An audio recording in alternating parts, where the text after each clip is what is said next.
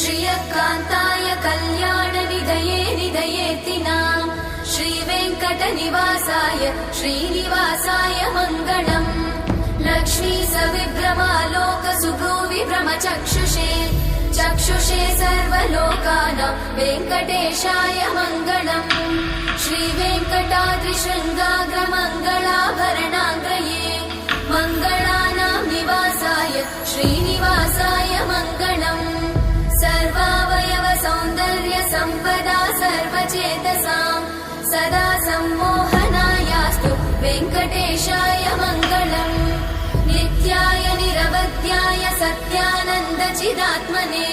सर्वान्तरात्मने श्रीमद् वेङ्कटेशाय मङ्गलम्